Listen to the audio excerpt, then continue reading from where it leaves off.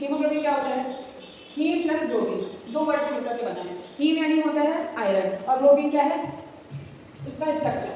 ठीक है, तो haemoglobin is a complex organic compound composed of the four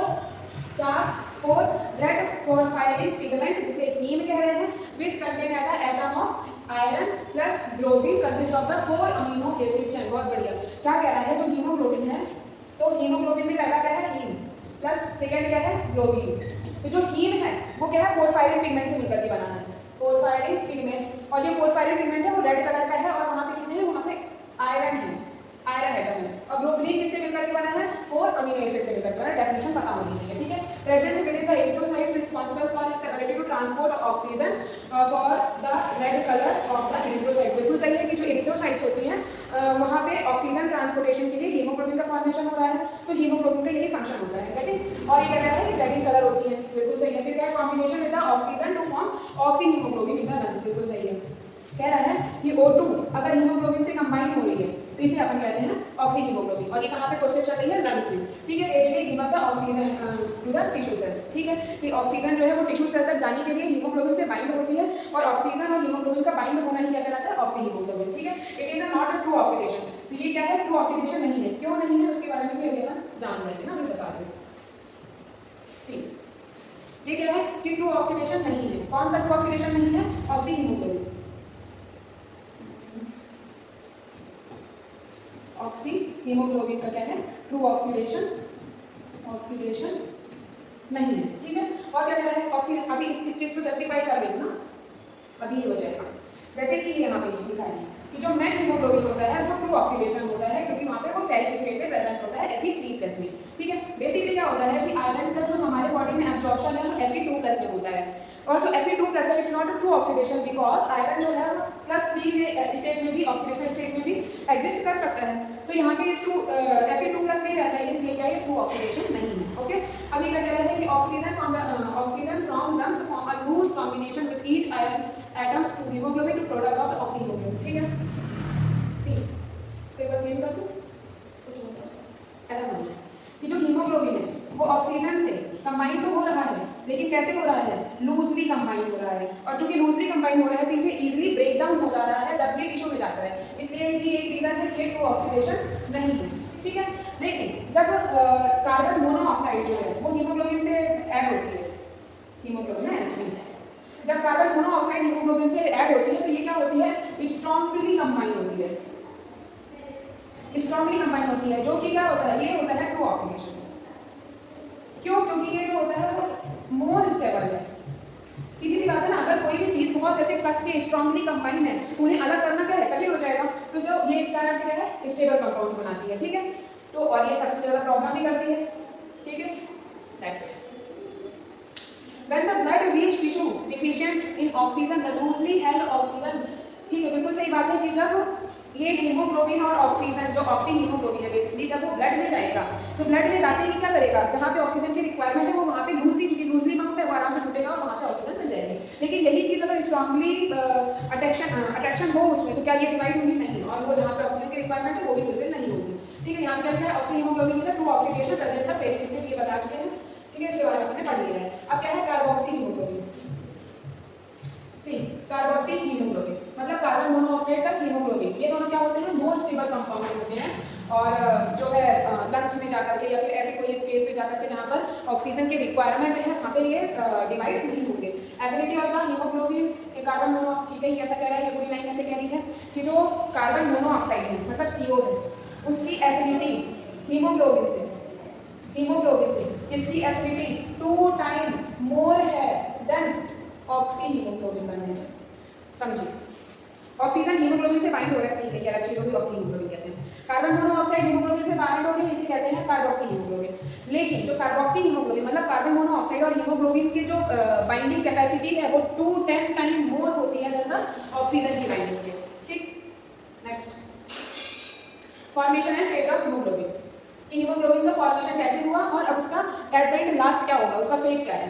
तो iron is absorbed from the diet by the epithelial cells of duodenal mucosa in a mucosal blood capillaries, beta globulin transferring combine to carry the iron। ठीक है, ऐसा कह रहा है कि जो iron है वो एब्जॉर्ब हो जाता है इपिथेलियल सेल से कहाँ कहाँ इपिथेलियल डिओडिनम म्यूकोसा में, मतलब कि जो डाइजेस्टिव ट्रैक्ट सिस्टम है वहाँ की जो डिओडिनम इंटेस्टाइन की, दूसरा है म्यूकोसा ब्लड कैपिलरीज में, और बीटा ग्लोबुलिन ट्रांसफेरिन कंबाइन से कंबाइन हो जाएगा और कैरी करेगा वो आयरन को।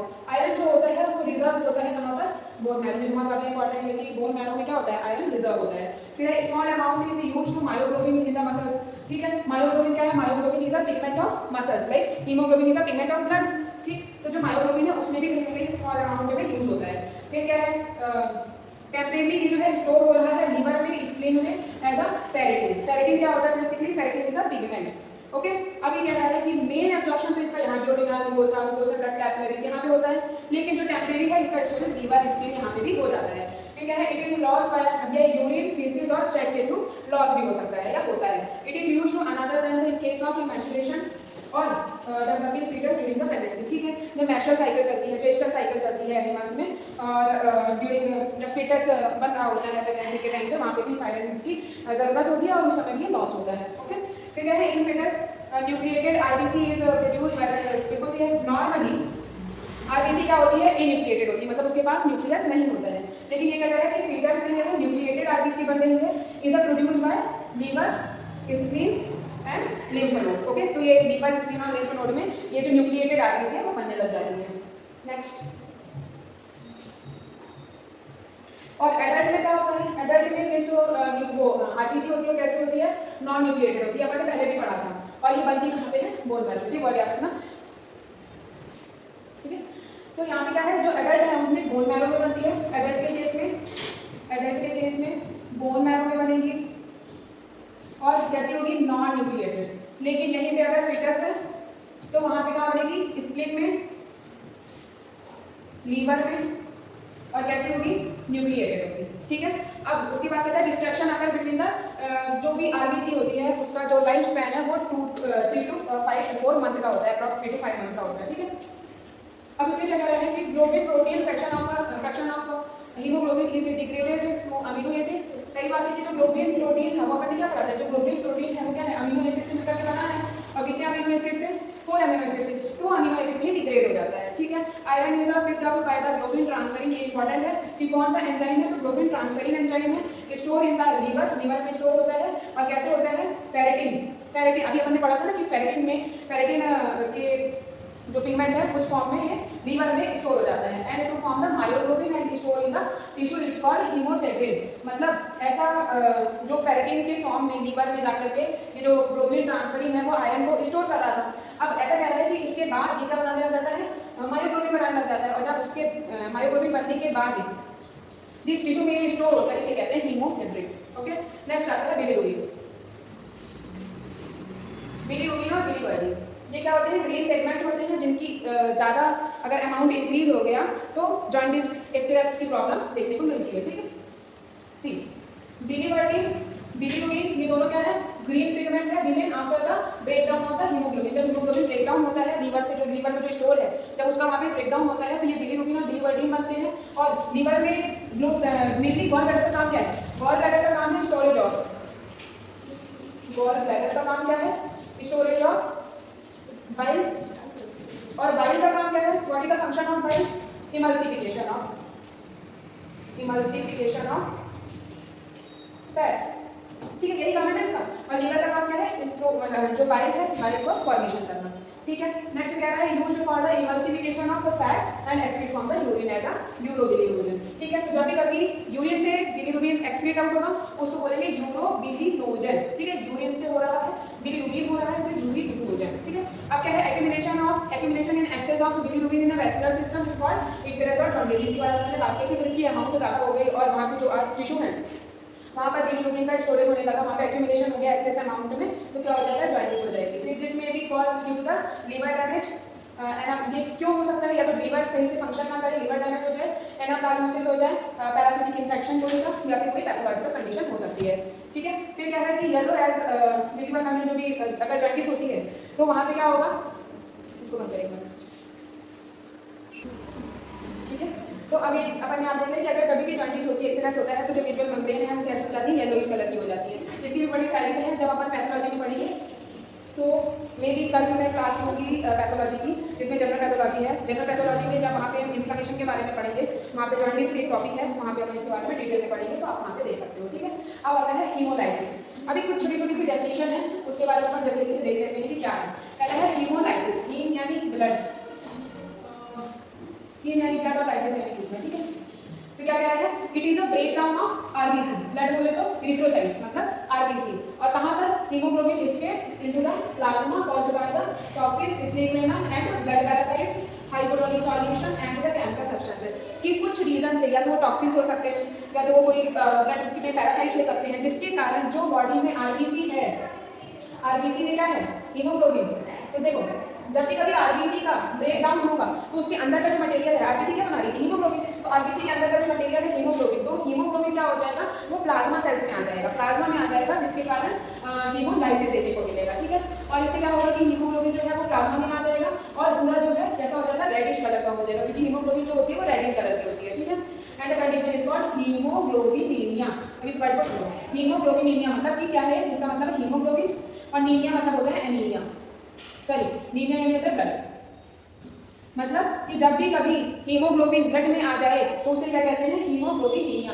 और if the excreted through urine, और ये क्या होगा, अगर यूरिन से एक्सक्रीट होने लग जाए तो इसे क्या कहेंगे, हीमोग्लोबिनूरिया, सी यूरिया, यूरिया, ठीक, और हीमोग्लोबिन। तो हीमोग्लोबिन अगर यूरिन से एक्सक्रीट आउट होने लग जाए तो इसे क्या कहेंगे, हीमोग्लोबिनूरिया, और अगर ब्लड से में अगर आ जाए हीमोग्लोबिन तो हीमोग्लोबिनीमिया, ठीक। ये दोनों वर्ड याद रखना, पता होने चाहिए। नेक्स्ट,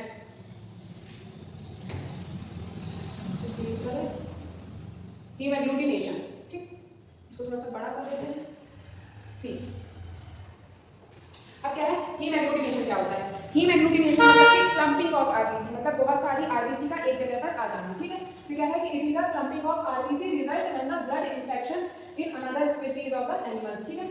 जब भी कभी ब्लड ट्रांसफ्यूजन करना होता है, एक एनिमल का ब्लड दूसरे एनिमल के ब्लड में मतलब दूसरे एनिमल की बॉडी में ट्रांसफ्यूज करना होता है ब्लड को, तो उस टाइम पे क्या करना होता है, ब्लड की मैचिंग करनी होती है, अदरवाइज क्या होगा, हीम एग्लूटिनेशन हो जाएगा, ये इंपॉर्टेंट है, ठीक है। और हीम एग्लूटिनेशन क्या होगा, क्लम्पिंग ऑफ आरबीसी, मतलब जब कभी भी दूसरे एनिमल का ब्लड किसी डिफरेंट स्पीसीज ऑफ एनिमल में अगर अपन ने ट्रांसफ्यूज कर दिया बिना ब्लड मैचिंग के, तो वहाँ पे क्या हो जाएगा, जितनी भी आरबीसी है ना वो क्लम्प बना देंगी, और बॉडी वैसे भी एंटीजन एंटीबॉडी रिएक्शन करती है। तो क्या है, it is a clumping of RBC resulting मतलब blood infection in other species of the animals. Clumping में अगर within the same species if blood is wrong type, इसके लिए ना ब्लड मैचिंग के लिए भी बहुत सारे ब्लड ग्रुप होते हैं, तो उसके बारे में भी अपन पढ़ेंगे। Wrong type is used, blood matching is desirable before attempting transfusion, ठीक है।